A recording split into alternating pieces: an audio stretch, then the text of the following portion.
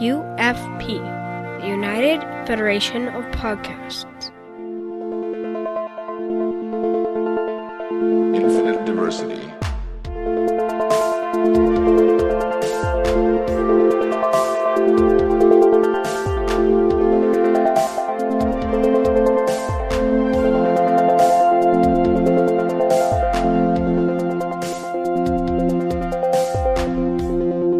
I hope you die a painful death. Welcome to the Mirror Universe Infinite Diversity, a Star Trek Terran Empire podcast, here on the United Federation of Terran People Are Awesome.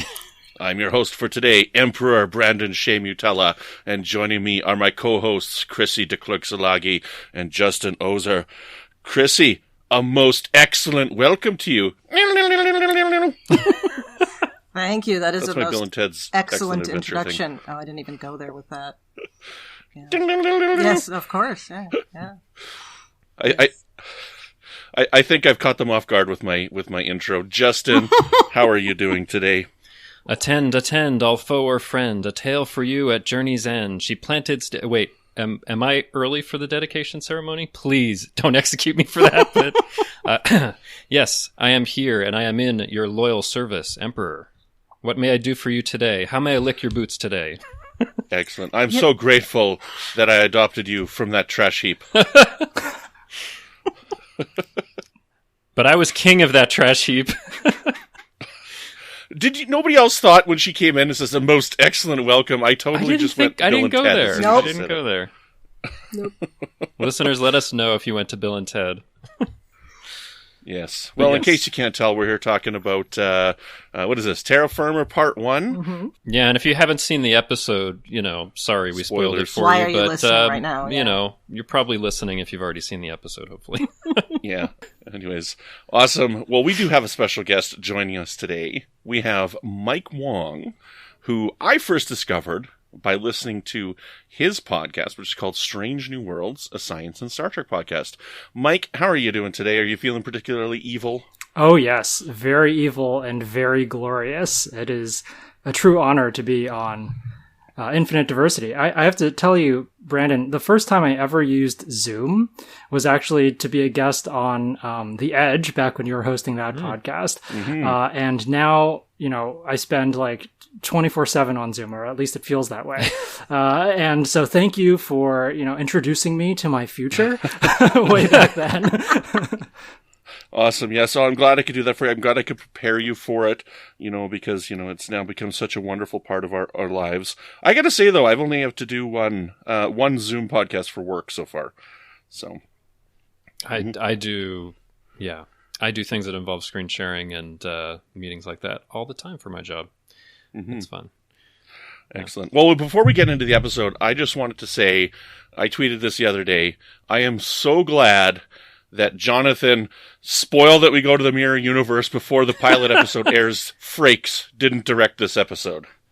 Because it was a wonderful surprise and a shock and a joy to see what was revealed on the other side of that door that we'll be talking about today. I totally agree. Although if Jonathan Frakes was directing, hopefully, since last time at STLV he had that shirt that said, "I signed an NDA, don't ask me." Hopefully he would not spill the beans. But yes, it was a complete and delightful surprise for me.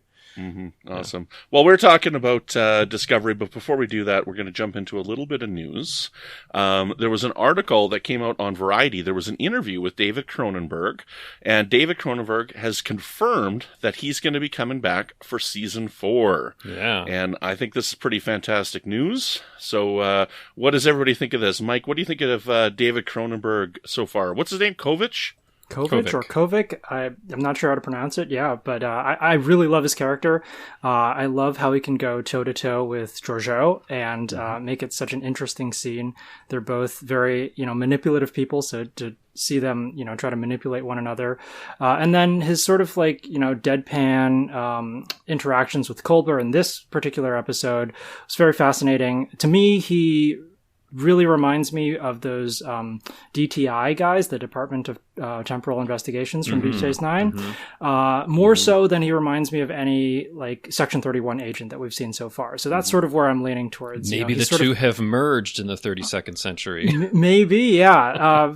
To me, it's just whatever agency he's working for. It seems like logically it would be the evolution of whatever the DTI becomes in the 32nd century. And yeah, I love his character. I think it's good fun. About the news, honestly, like I'm not like, it's weird to say because I want to see more of him, but I'm not like thrilled that they told us so soon, because that means that his character survives and we know that. And I feel like I don't really want to know that because I want that suspense, going into the last couple episodes of the season where the stakes are just going to get higher and higher. I don't necessarily want to know that everybody, certain people are going to survive, because it's just more thrilling to go into them not knowing. Unless we see an alternate Kovic instead. Right. That's true. He did just say he was returning, not the character. I don't know. Robo Kovic. Yeah. So. Yeah, but I was delighted at this. I definitely want to see more of him. And even in the interview, he's really funny because at one point he says, "I'm cheap and I'm available. I live in Toronto. It's being shot in Toronto. So I think that's my main qualification." So just like very cool self-deprecating humor. I love the character. Happy to see more. But it is funny. I think you're right, Mike. Like actually from what we've heard, we know that Kovic's going to survive. We know Georgiou is because she's going to get her own show. We know because they're shooting season 4 in Toronto that we're going to at least have Saru and Burnham, I think, and maybe a few others. They're like, hey, we're shooting. So, but it's okay. I know it's like not sad to know that their stories will go on because I love all of these characters. But I think something really interesting that Discovery did all the way back in season 1 was set up a show where you didn't know who was going to die the next episode, because Georgiou literally dies in the prime. Georgiou literally dies in like the opening pilot, 2-part pilot. And so, yeah, I don't know. I want that to continue. I want that thrill of not knowing what's coming next to continue. Okay. Yeah. Mm-hmm. I think that's interesting because going into the pilots, I knew that Georgiou wasn't going to survive because she was only like a special guest star, right? So I don't know. Like that's kind of funny because the rest I assumed would make it around for a while, but. Yeah, I don't know how I feel with this. I mean, like, I never considered that he would be the type of character who would end up in a situation that might put him in peril, so I didn't really ever consider the possibility of him dying. So, I don't know. I feel like he's too wily to ever be killed. Yeah, something like that. Or he has a lot of clones of himself, or he's a hologram, or whatever. Yeah, we're going to get Kovic 2, 3, 4, 5, 6, 7, 8. Thinking about if he might end up on Section 31... And again, we have we have no information about this, but he could really play an interesting cigarette smoking man type character on that, where he's just on occasionally to drop bits of conspiratorial trivia on people. And instead of the cigarette smoking man, we could call him the glasses wearing man. Yes, there you go. The big glasses wearing man. Every time I watch it, I'm like, wow, his glasses are really big. Yeah.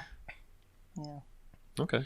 I'm just waiting for movie night to happen and the computer to recommend like Crash or Eastern Promises or The Fly or something like that. Oh, that would be that'd be pretty meta. Hilarious if they were watching a Cronenberg directed movie, because he does mention in this episode like, hey, that sentient computer is great for movie night.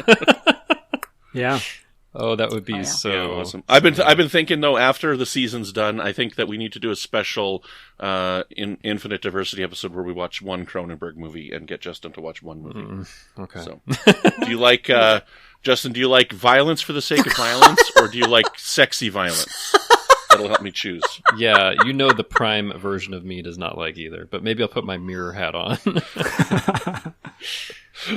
Okay, probably it's going to be Crash then, or A History of Violence. Sure. Yes, okay. We'll see. But yeah, I'm happy about the character at least.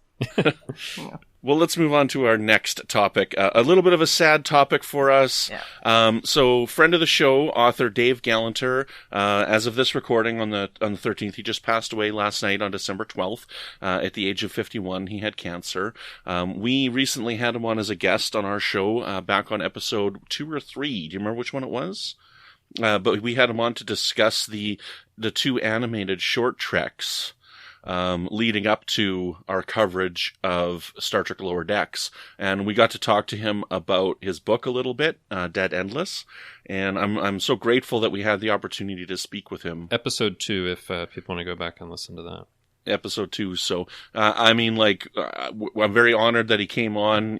Shortly after he came on, they did release the news that he was very sick, but that means he would have known when he came on, how sick he was. So I'm grateful that he was able to, take the time and that he was feeling good on the day when he came onto our show. Mm-hmm. It was an honor to have him on, and it was a great discussion that we have. He's such a fan, and there's just been a lot of outpouring of love on social media from his fellow writers and the Star Trek community. So this is a loss, but as a wise man said, he's not really dead as long as we remember him, and Dave Gallanter will be remembered because he was a wonderful writer in the Star Trek universe. Yes. Yeah, and I am glad we got a chance to talk with him. He was just wonderful when we had him on, just so generous of his time and his insights and all of that. And he talked quite a bit about his book Dead Endless, which is such a great Discovery novel. I've just loved the stuff that he's written, and yeah, it was very sad news. Definitely a loss. Our condolences go out to his family for this. And yeah, it's always sad when someone dies pretty young of something like cancer. So what else can I say? Yeah. Excellent. Well, let's move into our discussion on the episode then. So, Mike, I'm going to go to you first. We're going to talk a little bit about your initial impressions, but as this is your first time on Infinite Diversity, why don't you tell us a little bit about how you're feeling about Season 3 of Discovery so far, and then give us your initial thoughts on Terra Firma Part 1. All right. Well, I love Star Trek Discovery. It's such a roller coaster because it is so plot driven and has such serialized arcs. It's really exciting. It's a well-produced show, and Season 3 lives up to all of my expectations. I think it's been a crazy good season. Maybe just a few hiccups here and there, but overall, I thought that Terra Firma Part 1 was one of the best episodes this season out of a host of excellent episodes. Probably for me right now, it ranks second just below Unification 3, although the payoff of Terra Firma Part 1 coming next week with the conclusion of this duology may bump it up even beyond Unification 3 for me. I loved the journey back into the Mirror Universe, didn't see that coming.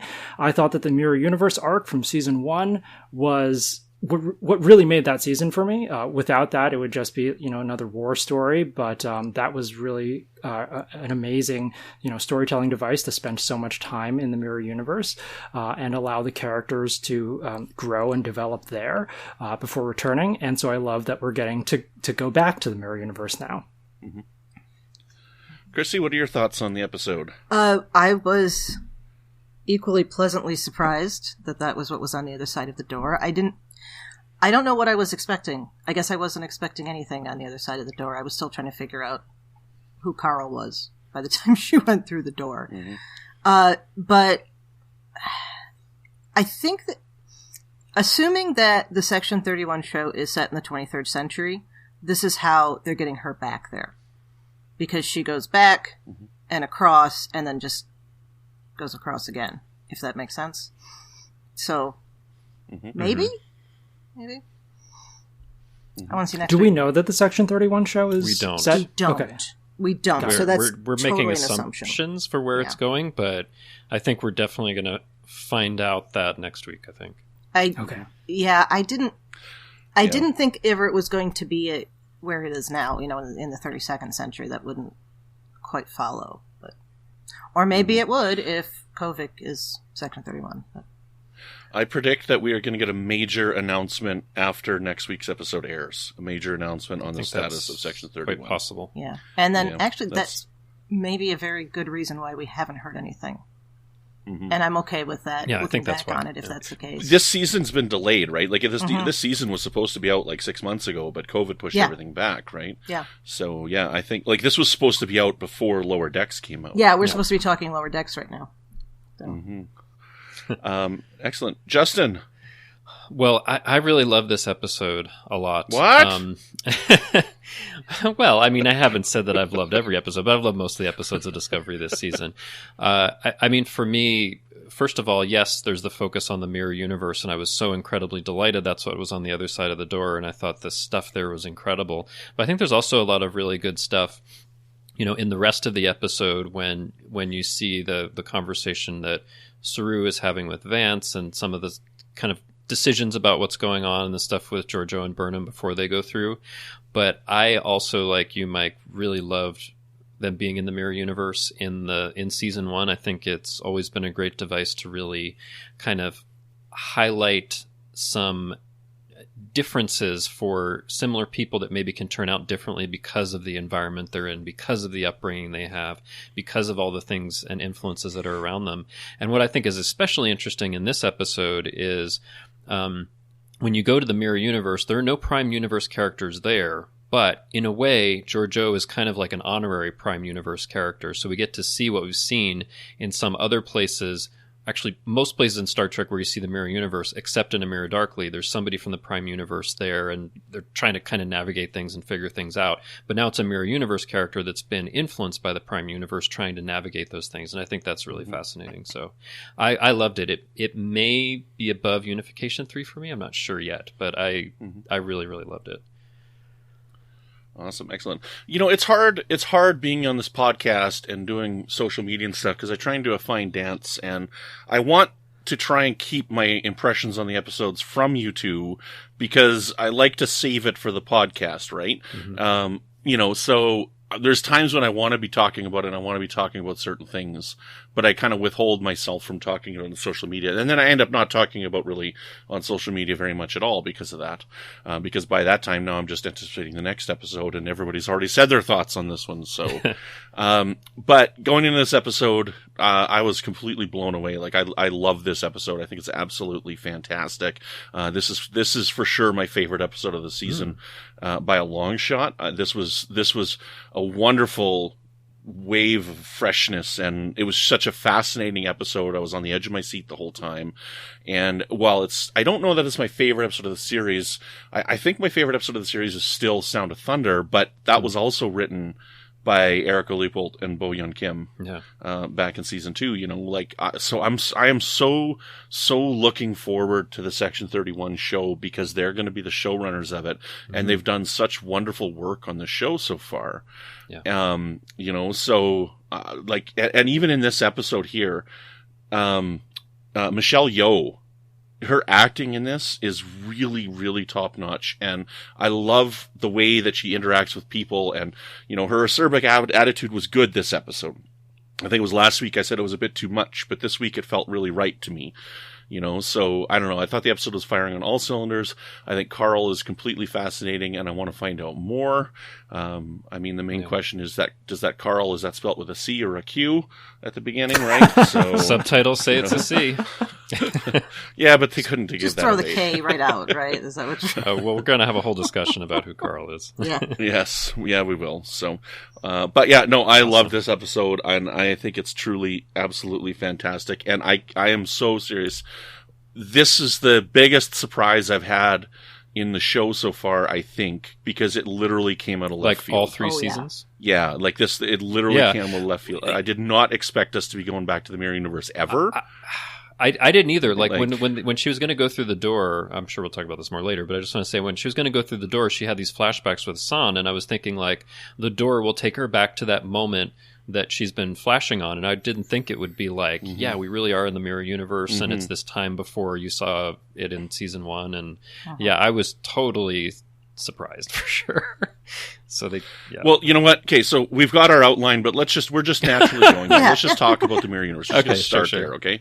Okay, so I totally agree with you, Justin. They had set up the event with San.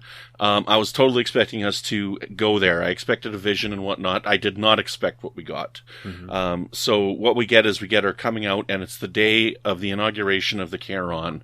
And it's also ends up being the day that Lorca and Burnham are planning the coup and planning to kill Emperor Georgiou in the Mirror Universe. And in this episode, we get a lot of wonderful little callbacks. We get characters that have come back. We get to see Arium from the Mirror Universe with no augmentation, played by Hannah Cheesman, not played by Sarah Minich, but played by Hannah Cheesman. And we get Rekha Sharma to come back. Yes, as Landry. I totally, even when we went to I just didn't even think about that. I was like, oh, it's Landry again. Whoa. Yeah. I didn't expect her. Like, what a wonderful, like, she didn't do much in the episode, but it added a lot just having her there, and like, bravo to Rekha Sharma for agreeing to just do that little tiny cameo, right? Yeah. It was pretty spectacular. Really cool. So there might be more. But then we also have things like we meet the real Captain Killy for the first time. Yes. And we meet Mirror Michael Burnham for the first time, right? Yes. So we haven't seen these characters before. Yeah. We've only seen our characters kind of portraying them. So that was a treat. Anyway, so I don't know, Chrissy, where would you like to start with this? Let's go with you here. Where do you want to start with the Mirror Universe here? Everything. Well, I the first thing I have on my list here is Captain Killy is definitely trying to get Michael's position. To my eye. Yeah. And Michael is truly Mirror. So in that idea where we think about Mirror as being oppositional, she is terrible everywhere Prime Michael is good.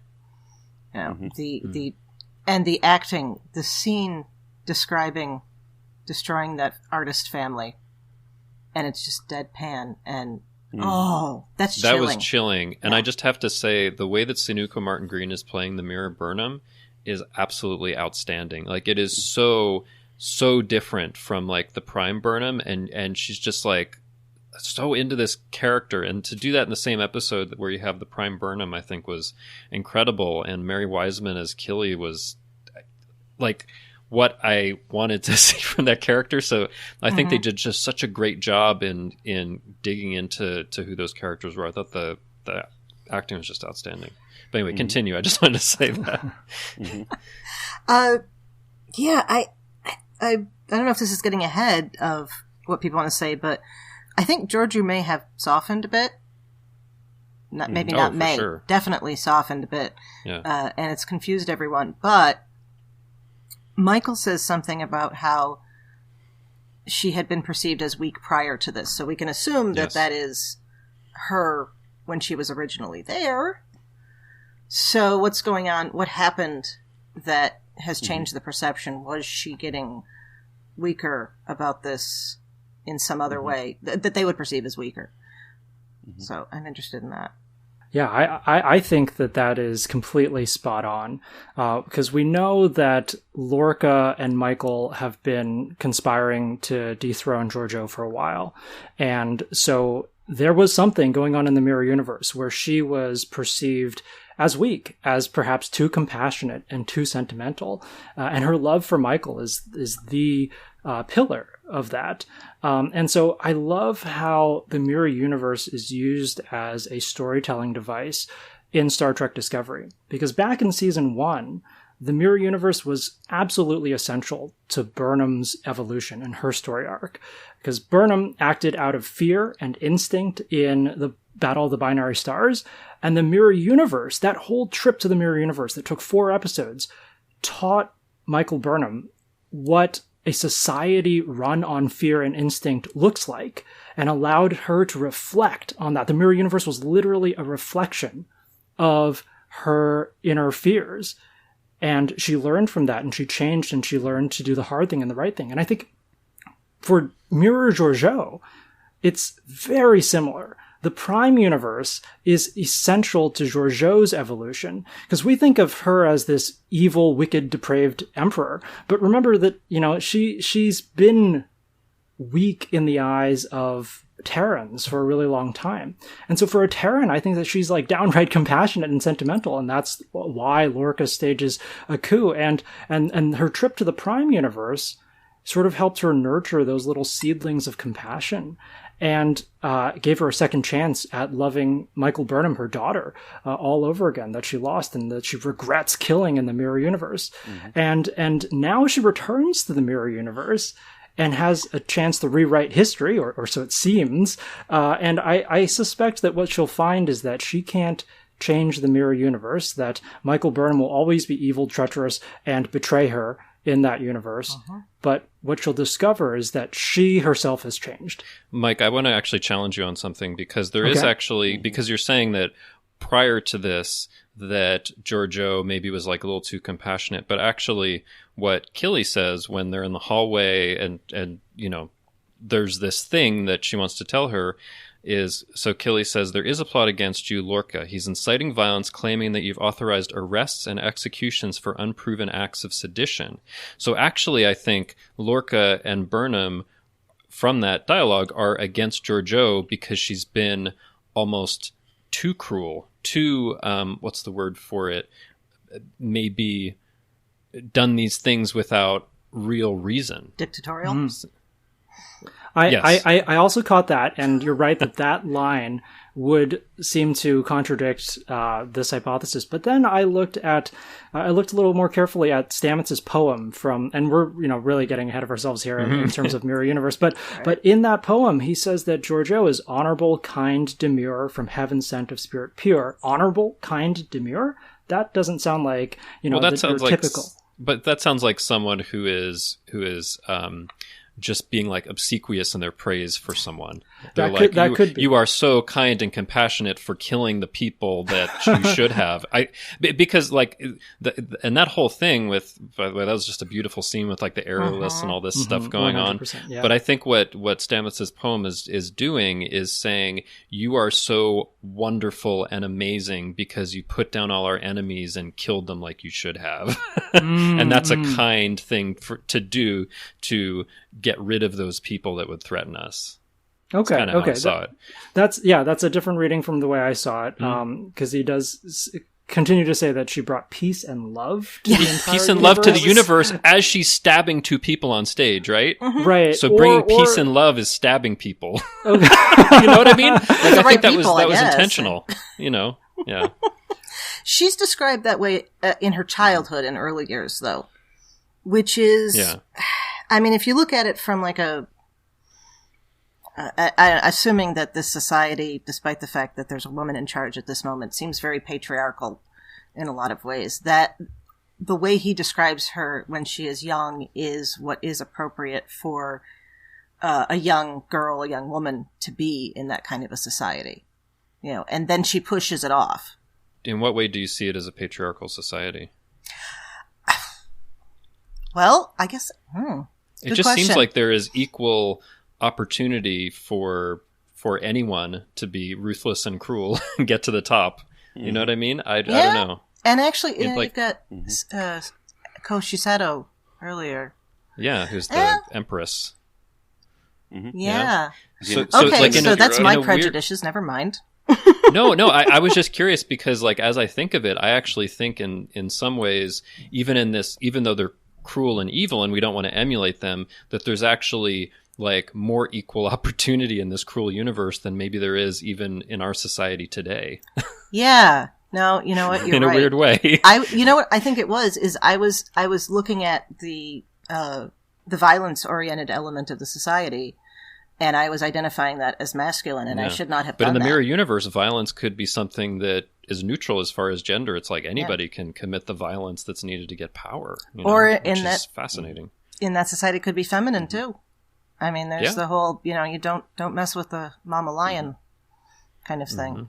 Well, I think the important thing about this is if CBS doesn't get on a Star Trek du Soleil, like, we're really missing out. But like, I was just so floored by that scene. I was like, they took the time to like hire some like professional aerialists and like choreograph this whole thing.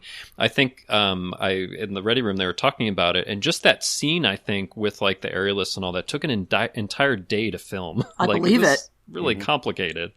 So they just went like all out on this thing. That kind of made me laugh, because that's one of the situations where you go, okay, so we have a warrior society, everybody's trying to kill each other, but then over here we have people who are professional dancers. It's kind of like when you find out that Klingons have lawyers. Well, but I mean, it's also the kind of thing where like like the Nazis would revere certain like works of art, right? Oh, certainly, like, yeah. You need art your and professional culture are important, entertainers. even if you're even if you're just completely cruel and evil. Like there is this thing that you want to think of as beautiful and cherish and all of that, which is, I don't know, it's an interesting contradiction in a way. Yeah, and that's why it's so beautiful in that way, is that it is such a contradictory thing. But does that make Stamets Goebbels? No. Wait, was Goebbels a propaganda minister? Yeah. Yeah. I don't know. I see Mirror Stamets in this context as just like, he's a theater performer too. I was just making a bad joke. Anyway. Anyway. Well, I want to ask, what do you guys think, like, this whole sequence that's happening, do you think that this is something that is actually something that's happening? Do you think that this, well, maybe not, Carl's not Q, maybe he's created something for her to process this in her mind? Yeah. Like, what do you think is actually happening in this situation here, Mike? Yeah. Basically, I don't know. First of all, it's, it could be literally anything, but, I am leaning towards that this isn't real. And I gained that sort of, inclination from the types of weird interactions that Carl has with Burnham and with Giorgio on this planet. He evades the questions that they ask, and so what he says is, this door. So Burnham asks, "Where does this door lead?" And Carl's answer is, "It doesn't lead, it follows." And Burnham's like, "Give me a straight answer." And he says, "The answer always follows the question. It's dangerous if it goes the other way." And so these Q&As sort of tell me that whatever lies on the other side of the door is very tailor-made for the person who enters. In this case, it's Giorgio. So that makes me think that this isn't actually real, and that this is perhaps Giorgio's version of Tapestry. And so for listeners who maybe aren't familiar with Tapestry, that was the TNG episode where Picard is literally dying, and Q sort of takes him into this alternate reality where he gets to replay some of his younger decisions and realizes that, maybe some of the mistakes that he made in his younger days weren't actually mistakes, they were very formative experiences. And so I think Giorgio is going into whatever this is, thinking that she can change history, but ending up learning that she herself has really changed as a person as a result of being in the Prime universe and experiencing all of that. Okay. Mm-hmm. Yeah, I'm thinking myself that it's something that's happening in her mind, but I don't quite know how that's going to play out. Like one of the small little quibbles that I had with the episode is when they're like, okay, so there's no possibility of a cure, Kovic says at the beginning, and then they take this information from the sphere data and they make a scan, and they're like, oh, there's this one planet and it has a 5% chance of curing her. And then Culber says this weird line. He's like, no matter how many times we take the data out and put it back in, it always comes up with only this. Like, to me, like, this is kind of a weird little line. So they go to the planet, they decide to go to the planet, and they drop them down there, and they come across this door. Like, so what did the computer just tell them? The computer just told them, there's a 5% chance if you go to this planet, and figure it out yourself from there. Like, it's just this weird thing that the computers come up with. It's not like there's a plant there that can cure you, or, there's a whatever inoculation virus that can cure it. It doesn't tell them that there's a door that you can go through. It's just like 5% chance, figure it out yourself. No, I don't know. Like, that was one of the weird things. Well, first of all, I'm probably going to talk about it in a little bit, but I think this is really happening to Giorgio. But I think what the computer is saying is, I know that there is this place on this planet with this entity and this door that is some kind of device. And in my records, 1 out of every 20 times it helps someone, right, going through that door. And other times, or maybe they can't even get through the door or answer the questions in the right way or something like that. Because it seems like at a certain point, Carl is satisfied and he kind of gestures toward the door, almost like activating it, right? But so I think this is real. There's a few reasons for that, but I think one of the things is Giorgio is there. She's changing things, right? But I think it's quite possible that she hasn't really been dropped into exactly the same mirror universe she was a part of, but a slightly different one, or an alternate timeline has been created by her presence in this body at this point. So I think it's really happening. But also, like, one of the things that makes me think it is really happening, at least at this point, is like if we're to think about Carl and who he is. Like, the first time I saw it, I was like, I have no idea who this is, this new entity or whatever. I saw some people suggest Q. But actually, I think they drop some hints there. So Carl has this newspaper, and he says it's all here in black and white. And on the back of the newspaper, there's a couple of references that are to the TOS episode City on the Edge of Forever. It talks about the 21st Street mission. It says, let me help.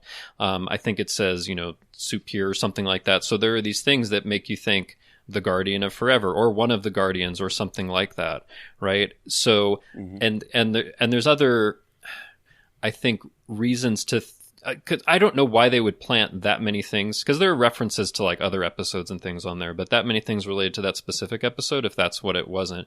And I think with the Guardian, when it sends you through time or dimension or whatever, at that moment, that is what's really happening, but the future is unwritten, and you can change it back to what it was, or maybe it can just be something different. So I really felt like this is really happening and has consequences. Okay, so if this is the Guardian Forever, like they're strongly implying, okay, because even Carl, as he sits down, he's like, the answers are here in black and white. All you have to do is read this newspaper. Right. Like, he basically says something along those lines, right? And so therefore everybody zooms in on it. The name of the paper is the same paper that showed Edith Keeler's death. I think, though, that what you're saying isn't really how the Guardian Forever has been portrayed the two times that we've seen it. I mean, in the original TOS episode, The City on the Edge of Forever, when McCoy went back in time, he changed history for this timeline, right? Everything got wiped out, and all that was left was Kirk and his crew on the planet. And they had to go back in time and fix it and to restore the timeline, so that they could go on their merry way. And then kind of the same thing happened in the animated series episode. Spock didn't go back in time, therefore time got changed. And so he had to go back in time in order to change it and make things the way they were supposed to be. So going back to an alternate reality, and not only that, an alternate of the alternate, is like, it's not consistent with what we've seen before. I mean, I guess I could buy her going back to her own timeline, but it seems odd that it would be like another alternate timeline. Okay, I think a couple of things on that. So first of all, it is described in City on the Edge of Forever as a gateway to other times and dimensions. So it can actually go to different dimensions or timelines, I think, based on that. And also, Georgiou steps through the door. We haven't seen what's happening back on the planet or Discovery, and if anything has changed because of that. So we don't actually know if that's happening or not. And also, I think I saw some people say, well, the Guardian is just this kind of talking portal. But also in City on the Edge of Forever, when it's asked if it's a machine or a being, it says it's both and neither. So I think it is possible for it to be personified in this way. Yeah. Now, it's also quite possible that they're playing with us and planning these things for people to see, and it's really going in a different direction, right? That's definitely a possibility. But I kind of like that idea, because the Guardian Forever, it's a great concept, but like you said, it's only been used twice, once in TOS, once in the animated series on screen. It's been used a number of times in the novels, which is cool, but I would love to see the return of that device that we haven't seen on screen for 47 years. So I don't know if you have the words written down there, but like, what is it that Carl actually says? Like, he says the answer is written here in black and white. He says something along those lines. It's right here in black and white. Yeah. Let's see. So he says, you really should just read the paper. Everything you need to know is right here in black and white. Right. And that's the writers telling us that that's the key, right? Because that happens in stories where somebody says that, and you go back and it's like I just watched the Netflix series Dark, right? A little while ago. And in there, it's like, it's not what happened, but when, or something like that is what they say. And I turned to my wife, because she'd seen the first season already. I turned to her, I said, that is the most important line in this series, isn't it? And she's like, yep. It's one of those lines where it's like, this is the answer to what we're about to see. Yeah. But I think it would have been 100% confirmation if they asked like, who are you? And he said, I'm a guardian of sorts or something like that, right? Like, I feel like we're reading a lot into it and it seems likely, but there's enough uncertainty that I'm not really sure. But like I said, I'm also not really sure what's happening on the planet or on Discovery because we don't know. Yeah.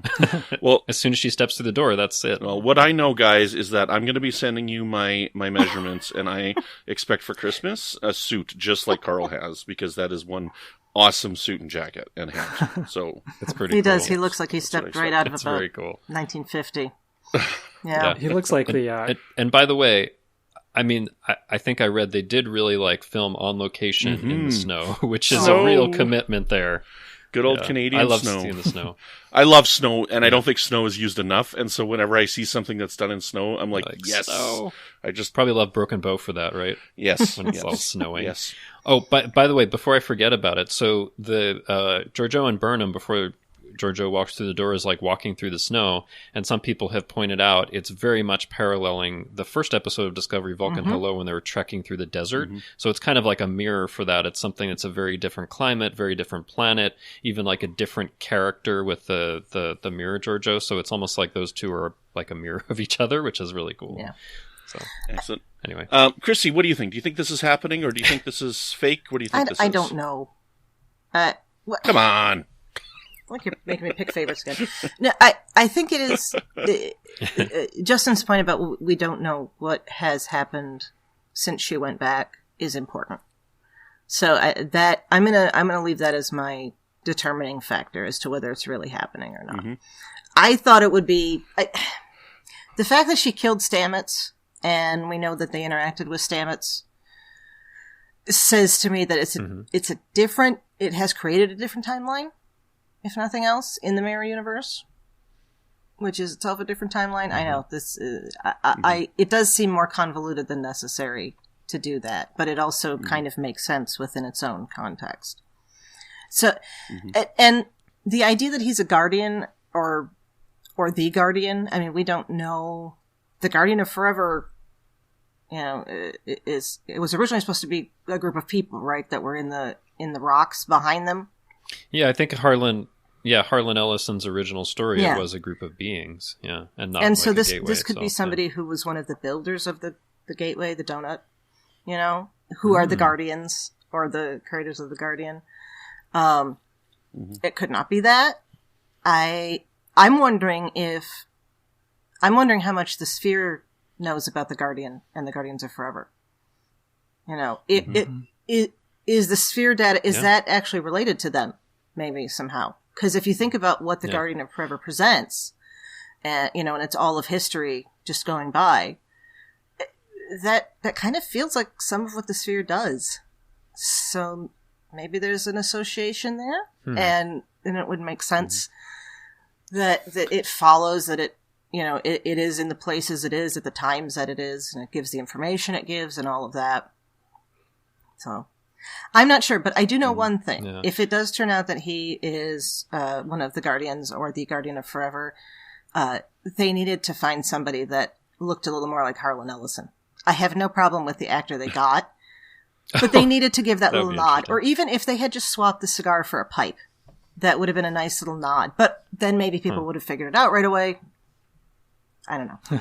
So. I have to say one counter. Sorry, Mike. I'm sure we'll get to your thoughts, but one counter argument, I think, when Trek Movie did an analysis is, in the City on the Edge of Forever, they find the Guardian of Forever because it's emitting like these time displacement waves or something. And when Burnham is analyzing this thing, it's like there's no radiation, there's no reading. So that's different than what we've seen before, but maybe it's, the new improved model or something 900 years later. You took the words right out of my mouth. I was going to say they figured out how to mask the radiation. Yeah. Yeah, Time Portal 2.0. Yeah, so these are all really good points that you're making. And, I love all those subtle connections in the newspaper to the City on the Edge of Forever and everything like that, which is, again, why I really don't know if it's real. But help me with this. So if it is real, and she has killed Stamets, that not only changes the timeline of the Mirror Universe, but also of the Prime Universe as well, because they come together in season 1. So it does if it's the same Mirror Universe and not an alternate. That's why I universe. think that this is going to be an alternate Mirror Universe. But yeah, and I want to add something, which is Anthony Rapp had an interview with Forbes where they were talking with him about playing Stamets and all that, and he actually had something to say about this episode. So I'm just quoting him here. He says, not to give any more spoilers away, but this version of the Mirror Universe we're seeing is also in some ways a mirror of the mirror. So it's not canon in quite the same way as what we saw in Season 1. It's another peeling back of the curtain and the layers of these mirrors. But back in Season 1, Stamets was a part of the plot to overthrow Georgiou, so this is just the natural extension of that. I mean, that almost seems like a confirmation that it's like an alternate Mirror Universe. Or it also seems like confirmation that it's not actually happening, because it's a reflection. Maybe, because he says not canon, although I don't know how he's defining canon. Yeah. But he's got canon with a Q. Yeah. You know what? I think it's so interesting. People thought it was Q because that didn't come to mind as at soon all, as he was sitting there, I'm like, is this guy that was Q? my first thought, and too. it felt Really? like, with him sitting there with the newspaper and stuff, that really felt like the stuff from True Q when they go into the Q's dimension. Death Wish. Oh no, you're talking about Death Wish. Sorry, what did I say? In Voyager. Yeah, you said True Q. Yeah, Death Wish. It totally felt like that to me. Yeah. I don't know, like, the interesting thing about this, like, what I think is going to happen next episode is, so the back half of this episode was Georgiou in the Mirror Universe. I think the first half of next week's episode is going to be Georgiou in the Mirror Universe, and then she will come out and we will resolve the rest of the story. So, which leads me, this didn't really end on a cliffhanger. It really felt like an act break. And I think they should have done what they were doing near the end of Voyager's run, and they should have just done like a 2-hour episode. I mean, this is a streaming service, like there's no need for to be continueds or whatnot. Like they could just I think it's because episode. they're still finishing the final stuff for next week. So, we knew though for a long time that this was a 2-parter. Right? They wanted to keep us subscribed to CBS All Access. Well, there is that. There is that. But yeah, like it does feel like they just kind of broke it in two there. But it's interesting to think about what'll happen next, because I'm almost of the mind that almost the entire episode next time is going to be in the Mirror Universe, and you're going to see what happens. So one of the things I think that happens in this episode is before Burnham and Georgiou go down, Saru and Tilly basically say goodbye, and it's like, I fear we'll never see you again. So I don't think they're ever going to see her again. But before Georgiou goes through the door, she doesn't really say goodbye to Burnham. So I think she is going to come out at some point to say goodbye to Burnham and then maybe head back into wherever she needs to go. I don't know. Not sure yet. Maybe Carl's the head of Section 31 in the future. Maybe. I wish Carl stood for something like Cetacean Alpha Real License stuff. I don't know. Cool alien raunchy life form. He's a descendant of Charlemagne. Charles the Great. It was Carl in German. There you go. Yeah. I don't know. He did have some cringeworthy dad jokes in this one. So like, what is with you? Anyway. But yeah, very if we want to go fascinating. totally left field here, he could be Flint, the guy that lived forever, and he was Alexander and Leonardo da Vinci, and I don't think so. Yeah, because on screen that doesn't get resolved. It does in novels, but not that would be way out. That would be crazy. I'm Carl too. Well, don't you know Carl? He's famous in the 32nd Charlemagne. century. That's where I went there, and I was like, wait, okay. What if he was Charlemagne? That's totally. Yeah. Nothing to do with anything. Anyway. No, it's good. That's good. Okay, do we have anything we want to talk about on the Mirror Universe? Anything we missed yet, guys? Anything on Danis 5? Anything like I was just looking at what the title of the episode is after Terra Firma 2, and it's The Citadel. That could be the Karen. The Citadel on the Edge of Forever? No, I was thinking it might. I don't know. Our Mirror Universe storyline may not be resolved in the next hour. Is all I was thinking. I don't know. I feel like it'll be resolved next week, and Georgiou leaves the show. Yeah. And then they use the other 3 episodes to resolve or tie up the burn and all the other stuff. But you could be right. Yeah. It could be more. Yeah, I just have one more note on Danis 5, which is they did the thing again where somebody says that this planet is uninhabited, And then they beam down and there are trees. And that just bugs me from a planetary scientist and astrobiologist perspective, because like what they really mean to say is that there's no sentient life or no humanoid life on this planet, but it definitely has life. It is inhabited. Okay. And, if we go out there and we find trees on another planet, we're going to be so thrilled. If we even find microbes, we're going to be going bonkers, right? So this planet is inhabited. That's a really good point. And I'm just so used to thinking uninhabited as no sentient life that you can like talk to. So, but Mike, there was one other thing in the mirror universe you probably wanted to talk about, the planet they reference. Oh, sure. Is this a good time for that? Sure, yeah, let's do it. Okay. So during that exchange between Mirror Burnham and and Georgiou, Emperor Georgiou, Georgiou mentions a trip that Burnham took to Kepler 174d. And that's a real-life exoplanet. I believe it's the first real-life exoplanet that has been incorporated in Star Trek, something that we discovered here in real life and then was mentioned in the show. Wait a minute, so you're trying to tell me that Vulcan is not real?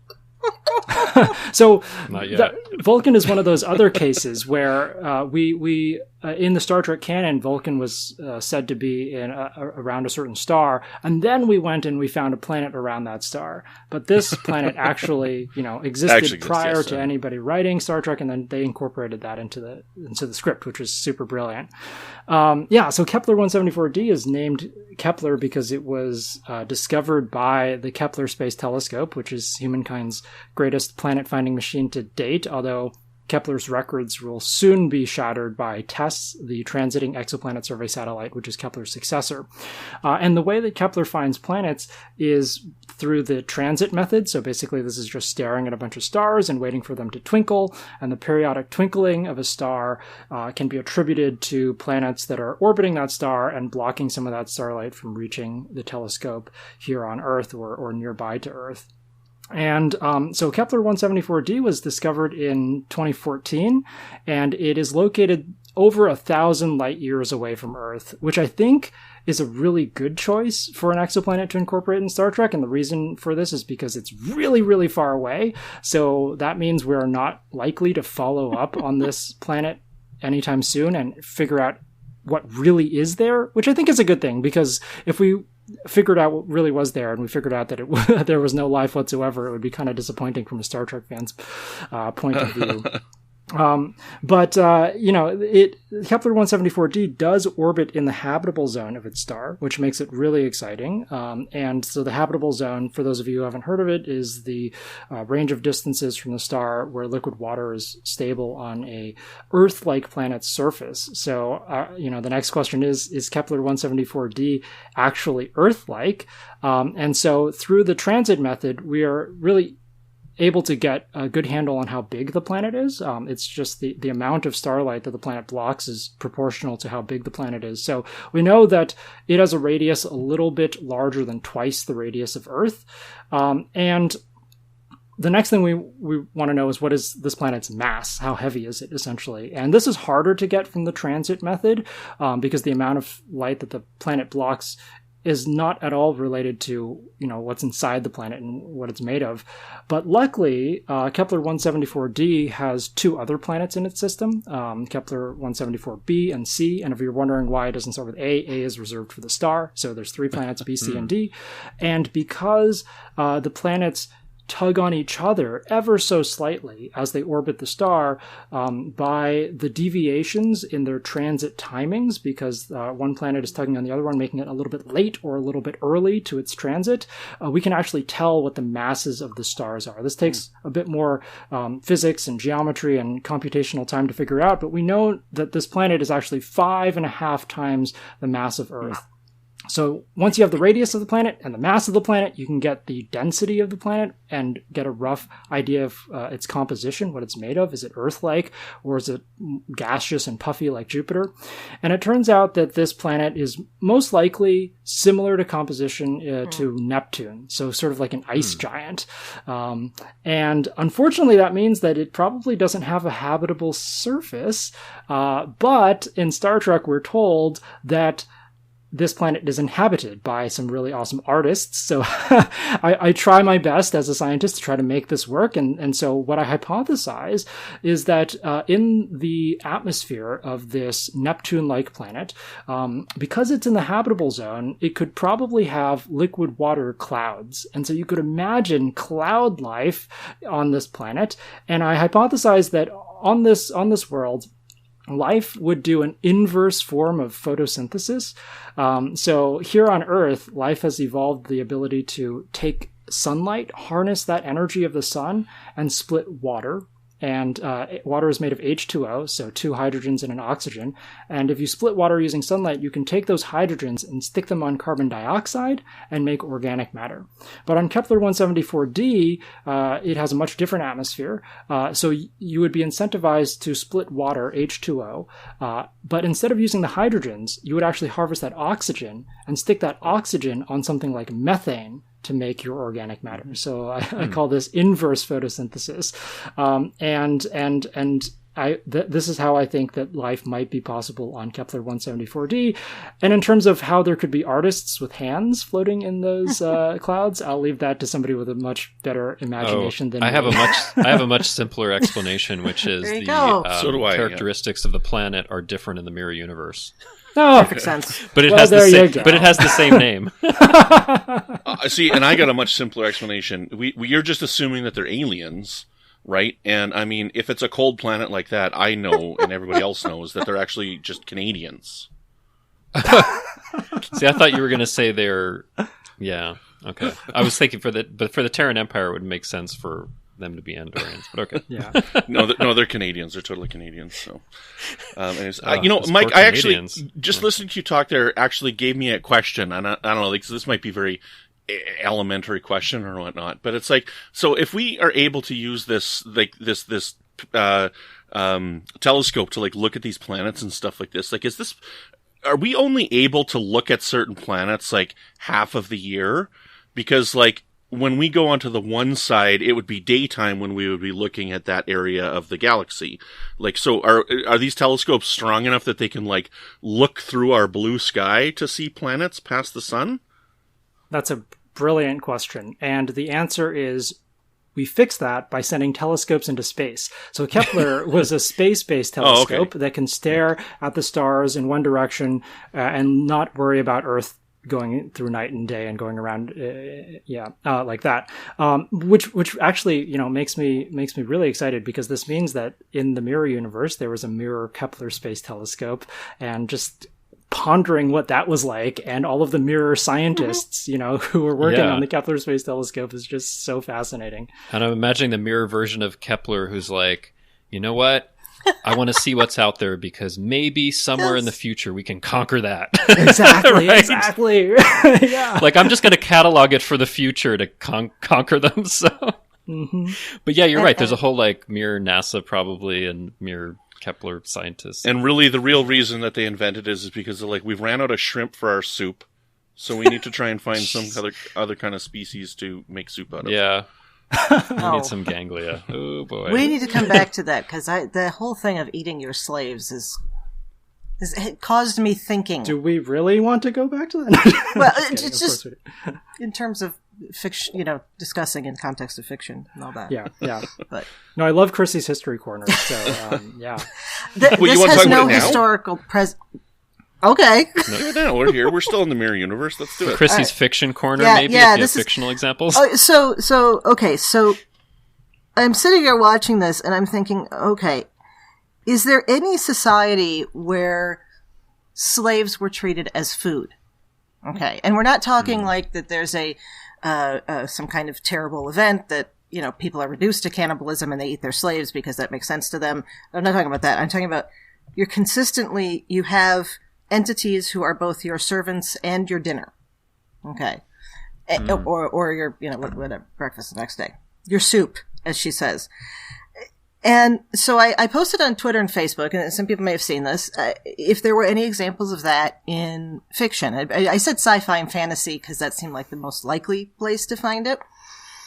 And the closest I could come, because everybody's telling me about Time Machine and the Alloy and the the other group whose name just escaped me. And all of these other examples of quasi-cannibalism, depends on if you want to call it that, with if it's the same species or not. But the closest I came was vampires. 2 instances. First of all, Abraham Lincoln Vampire Hunter. The Confederate vampires. Abraham Lincoln Convention. Connection. So, if only. He probably would have been a little harsher on the South and not gotten killed, but whatever. Which has implications for modern politics, and I'm not going down that road. So I guess, now I have not read Abraham Lincoln Vampire Hunter. I saw the movie when it came out, but I don't remember. But apparently, I think I remember walking into a bookstore years ago and seeing the cover and being like, what? I was working at the bookstore then, and it made me very, very mad because I was like, people are going to read this and think it's real, because people do that, and I don't even want to go there. Anyway, fade in, fade out. Long story no longer short. In that universe, the Confederate vampires drink the blood of their slaves. There's a logic to that. Oh, wow. Okay. And then apparently the same thing also happens in Interview with the Vampire, which I have seen the movie many times, but I have not read the book. Oh, I read the book a long time ago. So that's the closest we can get to this. And so the reason I was thinking this is, this makes Terrans uniquely terrible in the instances of slaveholding societies in fiction. In history, however you want to define it. I often, when I'm talking to my students about how bad the American version of chattel slavery was, and I say, they considered them to be animals. Listeners, forgive my explicitness here. They consider them to be animals, but you don't see the masters of the house going out and raping the cows and the sheep. Okay. But they were perfectly happy to do so with their slaves, which causes, there's a recognition that they're human from that. So there is that dichotomy. Mm-hmm. This instance, it's almost like they're perfectly happy to eat their slaves. It really caught my imagination or my thought process, because it's uniquely terrible. I mean, when they first introduced that in season 1, I was like, what is going on? Yeah. This is just like shocking, really. But it's almost like a way, because I mean, I think that the Terrans and the way they've been portrayed are just kind of viciously xenophobic and very much hate anything that's non-human. And if they're like eating these Kelpians, it's like they're really saying like, you are not a sentient life form. You are reduced to servitude and food, like they are cattle or something. Mm-hmm. And they get culled because there's that kind of talk about it, right? Yeah. But it's just, it really caught my attention. I was racking my brain. I was Googling, and like, is this the only time we've ever seen this? And, props to whoever came up with that. It's amazing that it's so unusual, because you figured like everything would be done or talked about, but this is something that seems very rare to think about. Right. It's probably somewhere, but it's not. Somebody brought up too. I don't remember if it was on Twitter or Facebook. Forgive. That the Kelpians are essentially cattle, and they were presented that way from the beginning. They're presented that way, especially with the Baul, right? So. Yeah. So you have this situation where, okay, they're presented as an equivalent of a food animal, but they're sentient. Okay.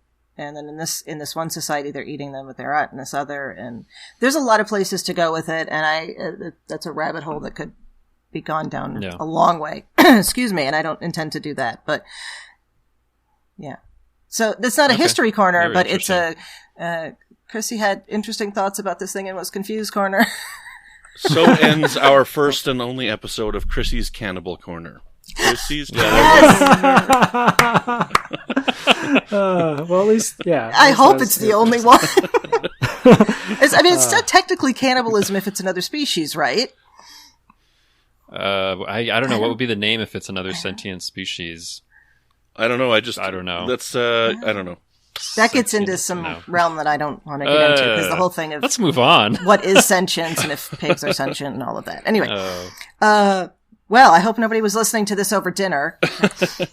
Over dinner. Let's move on to our next topic here. So going back to the beginning of the episode. So let's talk a little bit about Kovic. Now, this is one of the things that I kind of waited to talk about, because this is one of the events this is one of the plot points that was bothering me. And I mentioned it last week to you guys because we had seen it on the trailer. We had seen the clip from the Ready Room, and they were talking about this event, and to me this seems a little ridiculous. So what we've got here is Kovic is using the explanation that what's happening to Georgiou is that she's disintegrating or whatever, because not only has she traveled through time, she's traveled from another dimension. And so this is what's going on with her. And he gave this example of this Beetlejuicean, which, I mean, I'm upset. Did they even go to Michael Keaton and ask him to play this role? Okay, come on, people. I don't know. It could be him under the makeup. Yeah, you don't know. But so he's talking about this, and then, people are online and they're going to the Star Trek connections, and, the biggest one that's come up has been Relativity, the Voyager episode where 7 of 9 is going back and forth through time, and they're you're getting sick and dying because of all this time travel. To me, those are completely different things in my head, in that somebody rapidly going through time and not giving their body the time to adapt and whatnot is completely different from traveling forward in time and then adding this thing of an alternate reality. And my big thing was, so is this how Spock died? Why was Nero and them able to survive for 20 years after going through it? And so people come up with it's because they only went 150 years and not 900, right? But I mean, to me, I love this episode. This is my favorite episode of the season for sure. This is ridiculous to me. I don't know. So, Mike, what do you think of this here? What do you think of this information that Kovic has given us? Well, so he says that molecules are designed to function in the time and universe in which they were created. There's, I guess, no scientific basis for this that I know of, but it is previously established in the canon of Star Trek, that episode Relativity from Voyager, as you said, where 7 is physiologically limited to a certain number of temporal incursions before she goes crazy. So I guess I can live with that. The thing is that, I kind of would believe that flipping between universes is more detrimental than traversing through time, because after all, we are constantly moving through time in our own universe. And it's not like my molecules are trying to return to the time in which they were synthesized, way back whenever they were. So, and because of relativity, different parts of the universe, different people, depending on how deep you are within a gravity well, will be traveling through time differently anyway. And so we are all traveling through time relative to each other at different speeds. So I don't know. But whatever. If it's in the Star Trek canon, I can live with it. And hopping between universes, though, that could definitely lead to some issues, especially if there are slightly different laws of physics in different universes. Even a tiny shift in the fundamental constant of something like the mass of an electron or the speed of light can wreak havoc on that universe's ability to have life the way that your life is in one universe. So hopping between universes, I can really get that being super, super bad. But traveling through time, I'm a little less sure about. But of course, whatever. That if it's in Star Trek and it's set like that, that's the way it is. I'm happy as long as they're consistent within their own storytelling. Mm-hmm. Justin, what do you think? Yeah, I mean, I disagree. I don't think it's a ridiculous idea. I think it's a very interesting idea, and it is one that's a matter of degrees, right? Yes, we're moving through time, but if there's an acceleration of your moving through time, or you're kind of hopping around a lot, maybe that could make a difference. Kovic also goes out of his way to say that the prime universe and mirror universe have diverged quite a bit in the last 900 years. I'm not exactly sure what that means, because maybe I'd have to imagine 4-dimensional space and how that would work. But in some way it's diverging more, and it's more of a divergence than the Kelvin timeline and the prime timeline, which Yor went across, and presumably, 800 something years plus across those two universes. So I can believe it in that Georgiou is in this really unusual situation of jumping forward a lot of time, not just a few years, 100 years, but 900 years, and also between two universes that have diverged quite a bit. So I don't know. For me, I was like, okay, I can make that make sense. Kovic also says this is the only other individual we know who has gone through this that they know of. I mean, of course, I think Spock and Nero go through that, but maybe, which is fine that they don't know about Spock and Nero. I don't have a problem with them not knowing about them. I mean, he knows about the Romulan mining ship, but I don't know. Maybe he just got information about that, and maybe that's different if you're creating a timeline as opposed to going to an already existing one, which may have diverged. Oh man, wouldn't that have been messed up if he'd been like, Burnham had been in that room and been like, this is where Spock ended up. Right? Yeah, I know. For the guy that came through, that just would have been part of his history as they were trying to figure out where it diverged. But he also wouldn't... Where it diverged. Yeah, they would have tried to figure it out. I mean, that they narrow I'm just it trying down to say, to Brandon, that one thing. It works for me because I think it's a matter of degrees, and it's an interesting idea combining those things and seeing how it can affect someone. It doesn't affect my enjoyment of the episode. I can get over it pretty quick. I don't care that she's not a hologram because I'm really starting to think she's not a hologram. Okay, I think she's still a person. But, I think. Yeah, I think at this point, pretty. Rios certain. though, Rios is definitely still a hologram. I'm sure of it. Oh yeah, some of him are. But I mean, like, I can get over it. It's just like when I jump into this thing, it's like blah. Oh, for me, I loved it, and I think it was great acknowledging the Kelvin timeline in the Prime Universe, and to refer to it as the Prime Universe and the Mirror Universe was cool. So I just like that they're dropping in there the ways that we refer to these things. So I think it was cool, and I just wonder if it opens the door to have something else related to the Kelvin timeline in some way in the show. I don't know how though. Right, but I'm glad they didn't refer to it as the Kelvin timeline because they wouldn't know that it should be called the Kelvin timeline. So that was a good call on the writer's It's the Romulan mining ship timeline.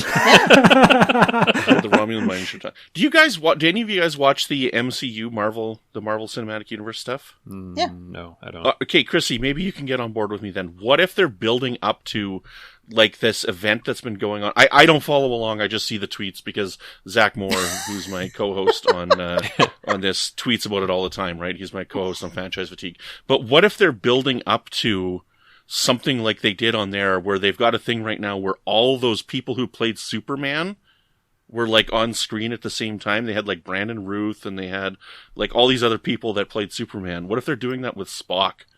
There's a lot of people. We did have appearances by 3 Spocks in a previous episode. Yeah, what if basically? What if we did that in this where we had a thing where we had Anthony Peck and we had what's his name from the Kelvin timeline? Zachary Quinto on screen at the same time. Oh, Nathan Peck. Oh, and then that would be interesting. Do a what are you Adam doing Nimoy here? What are you doing to here? look like his father. There you go. Get Adam Nimoy to come in. Oh yeah, next week all the timelines are going to converge and everybody's going to come together and band together to save the universe, right? And then they could play the Beatles come together. Yes, they're canon. Yeah. I have to say, I can't let this go because people are screaming at their phones right now. Superman's DC, not Marvel. Oh, same thing.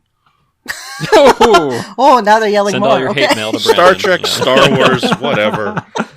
I was trying to... You said Marvel, and I'm like, okay, so is there going to be a Thanos who's snapping his fingers, and then all of a sudden things are going to go back to normal? No. I mean, but like on a serious note, like if they're acknowledging this, and now we've known for a while that it's part of the same company that you have Paramount and you have CBS with the films, and clearly, like, I have been very consistently not putting news in this program about the movies because it just keeps changing. It's going to happen. It's not going to happen. So what if it didn't happen and they decided to have some Kelvin shows or something? I don't know. Yes. I think there's things they can do or play with there. I'm still holding out for Quentin Tarantino Trek. We'll see if it ever happens. What if when Giorgio walked through that door, she walked into the Kelvin timeline's mirror universe? Oh dear Lord. What would that even mean? What would that even mean? Oh man, mind blowing. Excellent. Okay, anything else we want to talk about Kovic and the Temporal War? We saw eyes and no eye violence. I know. Thank you. How about that? Praise the Lord. No eye violence. I guess the other thing is I just love the interaction between Kovic and Culber. I thought that was great. And Culber was asking all the right questions, like, what about this? What about this? So that was cool. Yeah, I just love that opening scene. It just, it grabbed me. So yeah. That's all. Okay. Well, let's move on to our final topic here. I'm going to kind of lump them together because I think that they're two parts of the same discussion here. So we got the distress call from the KSF Kiev, and Admiral Vance's advice to Saru and talking with Saru. So I know that Admiral Vance's advice to Saru was about Georgiou, but I think it applies to this plot point as well. So I remember a couple episodes I said I'm starting to think Saru's not a good captain. And as I love Saru, he's my favorite character on the show, but I think they're writing him that he's not a very good captain. And I think this season's going to end with Burnham being the captain of the ship and whatnot, but I still strongly disagree. We'll see what happens. We got a few episodes to go. But I mean, right here, Saru doesn't know what to do. Okay. He hasn't been mentored properly because he's had captains changing on him all the time and whatnot, but he doesn't know what to do. He's like, okay, so I think that I'm not going to tell Vance this. And then Vance gets mad and said, you should have told me because I probably would have approved it. And so now he's like, I can't go anywhere because Vance wouldn't let us. And Vance is like, you should go and I'm going to approve this. Right. And then he doesn't quite know what to do with Vance. So I think Vance is going to be a good mentor to him. So maybe that will change. Right. And maybe Vance being a mentor to Saru will turn him into a better captain. But Saru's kind of having a troubling time here figuring out what's going on. And I think this leads to, I think he makes a mistake when we get this distress call. And Tilly says, should I go tell this to Admiral Vance? And Saru's like, no. And Tilly gives a surprised reaction. Right. So I think that this is information that should absolutely be going to Vance. But I think it's affecting him because I didn't have time to look it up, but I would not be surprised if the actor that played this Kelpian is the same person that played his sister. Is it? Yeah. It is. Okay. Yeah. So there's clearly an emotional connection that he has because he's clearly got a feeling towards his sister in this. And I don't know if we're going to end up with a compromised Saru over the next few episodes where he's making bad command decisions, but I'm kind of thinking they might be doing something like that. So, Chrissy, let's start with you this time. What do you think about what I've just kind of unloaded on the table here? I think Saru's learning to be a better captain with this. And this is the first time that I have thought that Admiral Vance isn't going to turn out to be a badmiral in the end. Because I've really been expecting him to... I've thought that way since the beginning. Oh, at the beginning, I'm like, no, he's going to be a problem. But Interesting. I'm with Chrissy here. Cool. All right. So, I think he's going to get there. He's learning that he has to be able to work on his own. And I think that's where having, not telling the Admiral about it comes from. Somebody has to teach him it's better to ask forgiveness than permission with some of these things. And where and when that's appropriate. And so I think this is an appropriate place for him to be more moving out on his own about something, especially because they have kind of this they have an open-ended moment, I guess we could say, dealing with Georgiou. Because I know he wants to come back and be of help with the Emerald Chain, but he's kind of, until the thing with Georgiou is settled one way or another, then he's basically on his own. And that's from the Admiral. That's not something he's doing inappropriately. And I think that also goes to, just to go back to the Mirror Universe for a moment, the Mirror Saru has serious leadership. We see that with how he reacts to his compatriot who's about to be executed. Okay. And we see that with how he has no problem with taking on the role of being essentially Georgiou's spy. So I think there's supposed to be a connection there. Interesting. Yeah, I don't get the sense that Saru is a bad captain. I was very skeptical of Admiral Vance at the beginning, just cautious of him. I didn't really know what the Federation had turned into, what its history leading up to the burn was, so maybe they were corrupt, maybe they weren't. And we've been getting a little more from Vance over the past few episodes, and this was really the moment where I started to really warm up to him. Because Saru says, okay, look, this is a situation in which the needs of the many outweigh the needs of the one, which I thought was a great line. Great reference there to previous treks. But then Vance says that, in this case, the needs of the one, is the Federation way sometimes. It's an almost very Kirk-like moment. It's like, this is kind of the decision you need to make. Sometimes you need, to band together and go and rescue one of your crewmates who is ill and needs help. I think that that Vance has shown that he's made very rational decisions over the past several episodes, and he shows here that he has that old school Federation heart to him as well in mentoring Saru through this situation. So I feel like Vance is probably a good guy now, though that might just be setting up for something to come, a new plot twist. But yeah, I trust him. And with regard to Saru and the distress call, yeah, I think it is a little bit weird that he doesn't go to Vance immediately with this information. I agree with Tilly's skeptical look. I was giving Saru that skeptical look as well.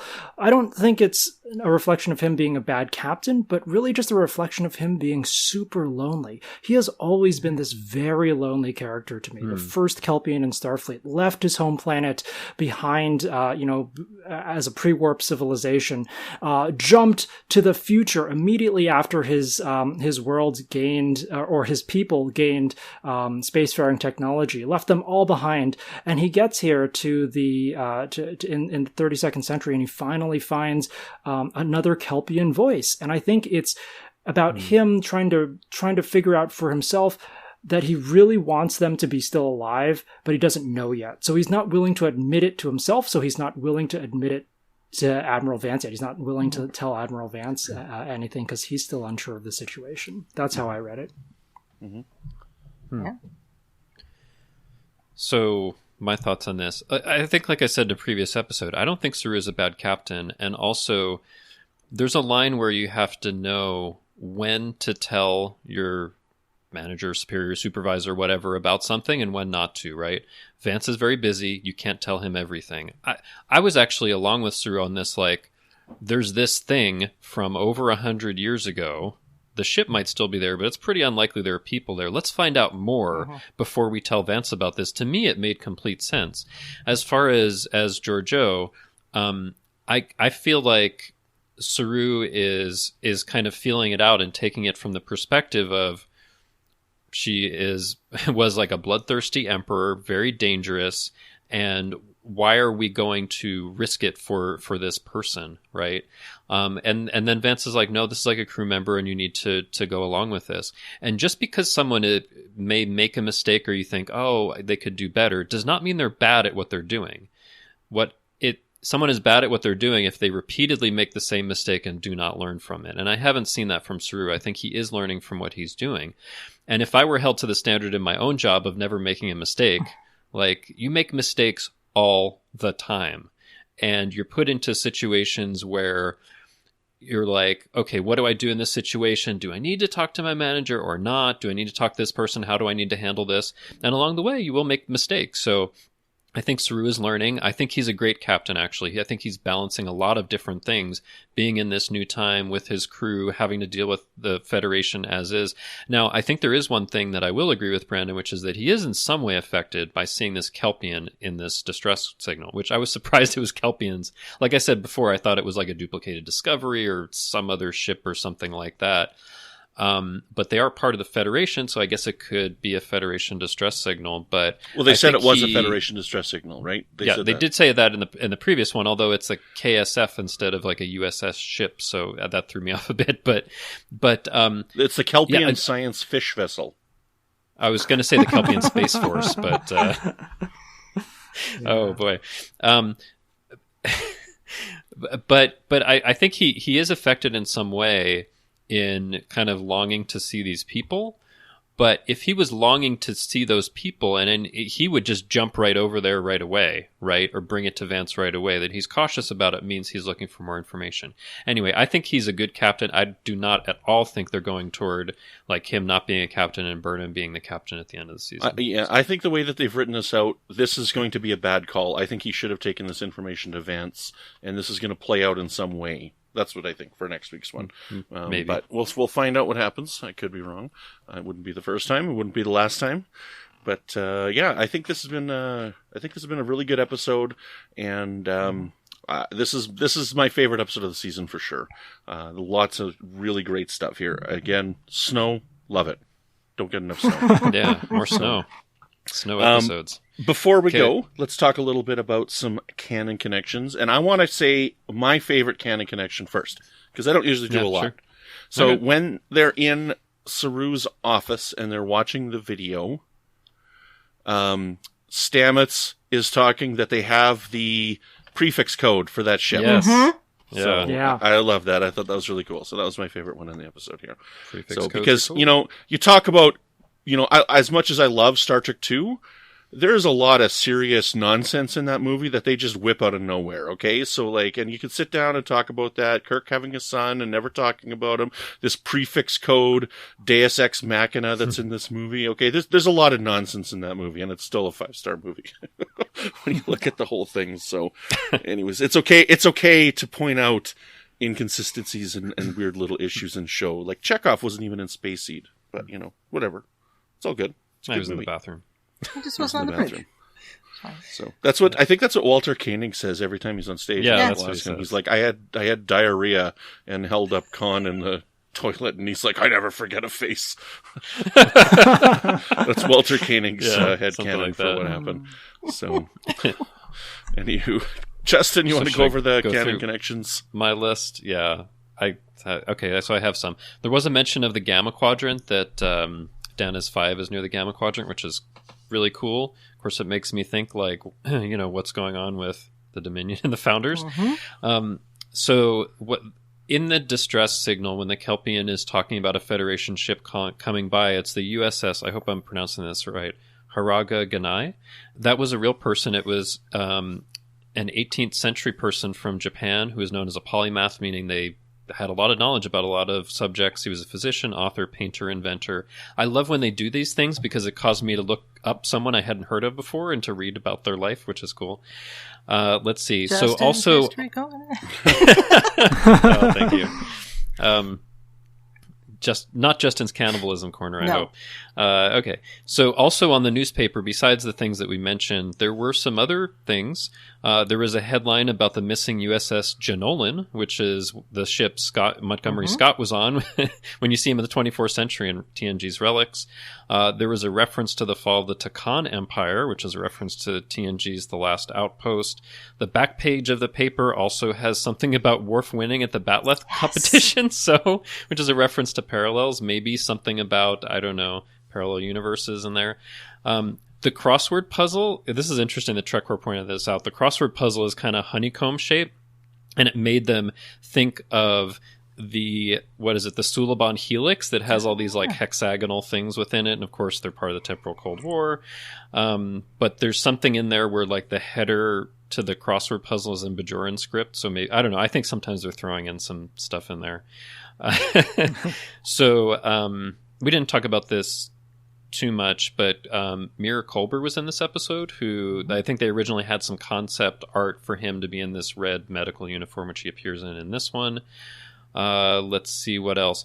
One of the things that was an interesting thought was Trek News in their review said the way that Carl talked was a little bit the way that a frame talked in Dead Endless, this kind of really lots of riddles and puzzles and stuff in there. So I thought that was an interesting connection.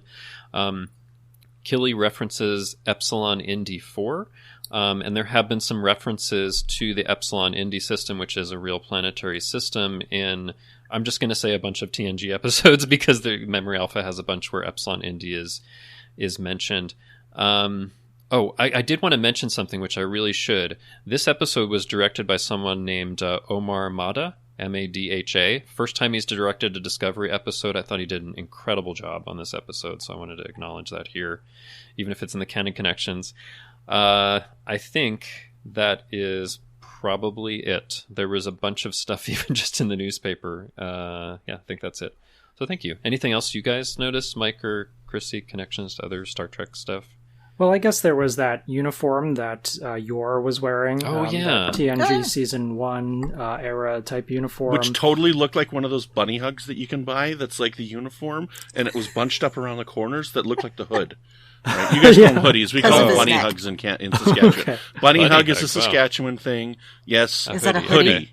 Yes, a hoodie. Yes. Oh, because part of the physiology has this up there. thing I'm like, out. Is that a bunny hug? But, yeah. No, that's a good call out, Mike. I mean, it also tells us in the Kelvin timeline maybe they don't change uniforms as often, because in 2379 they still had this uniform. Exactly. That in the Prime universe you only have until 20. See, but that's just it. I'm guessing, like, that's the thing, is that he came over, so I'm guessing that's a uniform that he wore on this side. Like, see, that's the other thing about that's the other thing about the temporal incursion thing and whatnot. Like, if he's wearing that uniform, to me that says that he crossed over in that time. I don't think there's anything that Kovic says that says he forward.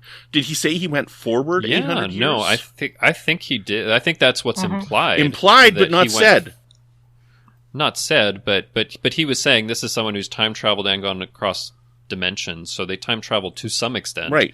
And if a lot of records have been lost since the burn, I don't know. I was assuming it was during the temporal wars in like the 30th or 31st century or something. They couldn't send him back because of the Accords, which had happened in the 30-something century. Yeah. Anyways, yes, and then that was the thing. And then if you watch the preview, they had the communicator wrong. So the preview, and they fixed it for the episode itself. Yeah. Sorry. One other thing on the newspaper, they talk about Quatlus, which is from Gamesters of Triskelion. So of course they do. One more there. Yeah. Anything else, Mike or Chrissy, you noticed? About the Takan Empire, the scene where she doesn't flinch when she's about to cut her head off. That was in Riker did that with the guy. You're right. I don't know if that was supposed to be a connection, but it popped in my head. Oh, that is totally interesting. Oh, I didn't even mention it, but I mean, basically there are parallel scenes in the Prime Universe and in the Mirror Universe with Giorgio swinging this sword. And in the Prime Universe, Giorgio stops like, a short distance from her neck, doesn't draw any blood, but in the Mirror Universe actually draws blood. So I took that as like, I'm not going to chop your head off, but I'm more disappointed in you, Mirror Burnham, than I am in the Prime Burnham. Oh, that's fun. Yeah, I like that. I thought that was interesting. And it's the easy way out both times. But sorry, Mike, were you saying something before? Yeah, the only other canon connection that occurred to my mind after your comprehensive list, as always, Justin, is that at the very beginning of the episode, when Giorgio is having trouble in the mess hall grasping her glass of wine, it's Tilly who comes over and tries to help her. And this was reminiscent of Tilly back in season 1 when she goes in the mess hall and sits by Ash Tyler, trying to welcome him back into the fold after his horrific mental surgery. And so it's just this beautiful thing about Tilly is not just her amazing intellect, but also the depths of her heart to, see people who everybody else looks at as a monster and to try and help them. And that's something that I just love about her character. Yeah. That's such a great point. I mean, and also in this episode, she tries to help and Giorgio like spills some food on her intentionally.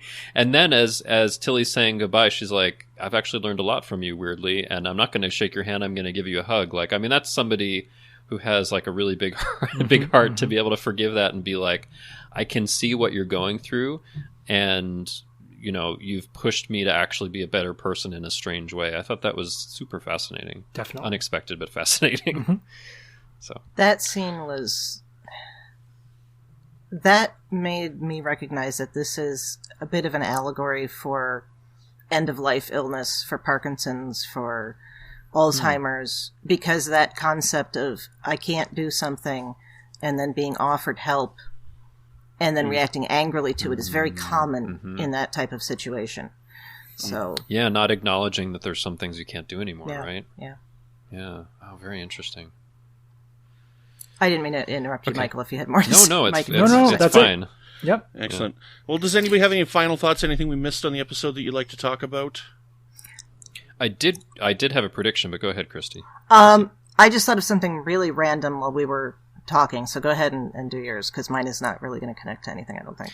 Oh, yeah. So besides my prediction that Giorgio's leaving the show next week, something I've been thinking about for a while is they keep talking about the Emerald Chain doing exercises and all of that, and I feel like at some point they're going to attack the Federation headquarters somewhere in here. Oh, that makes sense. And maybe even when Discovery comes back, that'll have already happened or something. I don't know. I just feel like that would be a kind of thing that could happen based on what we've heard. Chrissy? Yeah. Oh, one other prediction. If we don't see Mirror Lorca next week, I'm going to be very disappointed. Oh, They yeah. referenced him like 10 times. Mirror Lorca's already I gone. hope you see him. Mirror Lorca's already on this side. We don't know that, I don't think. I don't think we know that. We also don't know how far... No, because she says that he's plotting like against her. I don't know. I feel like we don't know when the Karen was dedicated, and True. It's been in service for a while once they go over. So I think Lorca crosses over after. I also had this really like weird thing, like what if somehow in this like alternate mirror universe that the Prime Lorca has hopped over there somehow and would show up. I don't know. I feel like I feel like they dropped Lorca's name enough that he has to be there next week. And Yeah, people I really wanted hope he him to is. come back. I would love I that. really hope he is. I've stopped watching the theme song because they always spoil guest stars. Oh, yeah. Right? They haven't done that lately. That's fine that they haven't. I wouldn't know because I haven't been watching, right? Because they Yeah, did a terrible job of that for quite a long while. That was Picard. I And don't so think they did that here. I don't think they've ever... No, Okay. except for maybe the first couple episodes of Discovery. Yeah, but anyways, so I was going the whole episode. I'm like, oh my goodness, are we going to see him? Because I didn't watch the theme Even song. though I watched it, I was like, oh, we're going to see him this episode? Because maybe they're just keeping it a secret. But like that would be fantastic. Because actually, like to prepare for this, I was watching one of the episodes for the Mirror Universe, and I saw him as Lorca, and I was like, this is such a cool character. We really need him back. Yeah, So, absolutely. anyway, next week, I hope. Hopefully. That or Mirror Pike, Mirror Spock. You can bring those into the fold as well. Actually, That would be... Wow. this would be an interesting place to bring in Mirror Spot, considering his later history. Oh, true. Yeah. It would be, but Mirror Pike would be crazy. Could you imagine Anson Mount playing a mirror version of Pike? Yes. That would be... I don't know if they'll go there, but... Yeah, because he played a very good, complete son of a bitch at times on Hell on Wheels. So I think he could play evil very well. Oh, man. Yeah. Let's make our huge list of characters we want to see next week. Anyway. Lorca's the most likely, I think. Yeah. Chrissy. Okay, so this is totally random, and I don't know. Somebody said something that caused this popped into my head. Carl is, I've been calling him knockoff Winston Churchill, but I think he's knockoff Angel Clarence from It's a Wonderful Life. Oh, that's an interesting thought. Take a look at the pictures. If they put him in a bow tie, it'd be an absolute. But He's Giorgio's guardian angel. And that plays into either way. If he's the guardian, it plays into it, and if it's a situation like what happened with Picard and Q, then that plays into it. So, like I said, just Wouldn't really it be random. crazy wouldn't it be really crazy if next week, like, Giorgio comes back through the doorway and Carl changes into, like, John Delancey as Q? That would be insane. That would be fun. I don't know if that would happen. Sorry, Brandon. Yes. We're going to keep stretching this on if we keep talking, so I'm just going to say great episode. Yeah. Let's bring on next week. Excellent. Mike, thank you so much for joining us for the discussion today. We really appreciate it. Can you please tell the listeners where they can find you online? And are there any upcoming work projects that you can mention? Sure. Yeah. So if you're interested in following me on Twitter, I'm at MikeY. That's MIQUAI. I tweet mostly about science and Star Trek, and you can look up my podcast, Strange New Worlds, a science and Star Trek podcast, wherever you get your podcasts. I have been doing a weekly response to each of the Star Trek Discovery episodes. I skipped that this week to be here. And so if you're interested in hearing more of your thoughts, more of my thoughts, just follow Strange New Worlds. And it was just a pleasure to be here with you all. I've really enjoyed it and hope to be back for season 4. Excellent. It's wonderful, Mike, but you're going to give us an exclusive here that you've discovered alien life, proof of alien life, right? On Kepler 174d, absolutely. Trees. And you're going to transmit to us the artwork they're creating right at this moment. Indeed. Yeah. Excellent. Yeah. Thank you, Mike. I love your podcast, and it was wonderful to have you here. Excellent. Chrissie, where can people find you when you're not being master of your own trash heap? That works. I like that. All right. I am on Twitter at the Goddess Livia. That is TheGoddessLivia. And there I tweet about Star Trek history and leftist politics. And you can also follow my work in history by bookmarking the webpage my historian partner Jason and I run. And that is History with the Szilagys, which is at historywiththeszilagys.org. Szilagys is Szilagys. And we have a Facebook page with that same name that you can like. And when we post stuff on the webpage, we post it there, and I tweet about it, so you'll catch it from one place or another. Justin, where can people find you when you're not wiping the stew off of your shirt because you dare to offer me help? I'm sorry that I offered you help, but thank you for meaning so much to my life, except for when you spilled this thing on me. So, are you going to hug me? You can, from this distance, virtual hug. Oh, it's a COVID-safe hug. I love Giorgio, I love you and hate you at the same time. Okay. So you can find me on Twitter. My Prime Universe version is at TrekFan4747, where I tweet about nothing but Star Trek. My Mirror Universe version is at TrekDestroyer4747, where I talk about how terrible Star Trek is. No, don't look that up. I don't think it exists. I hope not. So TrekFan4747 on Twitter. And you can find me in our Facebook group, the Federation Council Chambers. Please join us there for discussions on this episode and other ones from United Federation of Podcasts, or United Federation of Terran stuff we talk about, right? Mm-hmm. Long live the Empire. Long live the Empire. Terra Firma, Terra Eterna. You can find me on Twitter at Brandon Matella. You can find me here on the network with a show called Franchise Fatigue, which is all about movies, remakes, and sequels. And you can find me over on the Nerd Party Network. We just had our episode on Mank, and we are deep in our recording for House of Nolan. We're going to continue the series on with Christopher Nolan films. Tonight we're recording Interstellar, which I'm guessing is a film that Mike likes. Oh, yes. Actually, I really do love Interstellar. I got a question for you when we sign off, so make sure I don't forget about Interstellar. And you can also... Wait a minute. Hold on. There's a real Twitter profile that's at Trek Destroyer. I was just looking that up, too. That's funny. And he looks like a very unpleasant person. Is it Trek Destroyer 4747, though? No, just Trek Destroyer. No, just Trek Destroyer.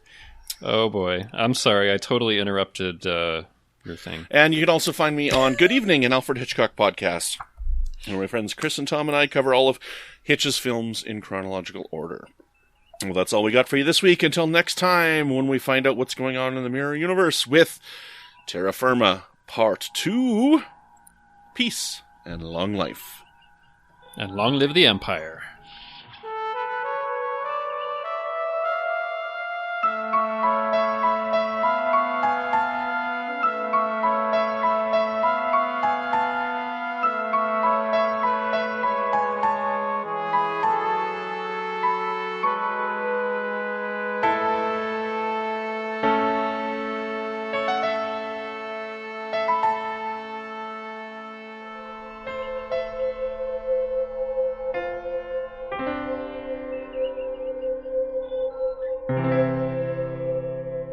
This has been a production of MTMR Media Works.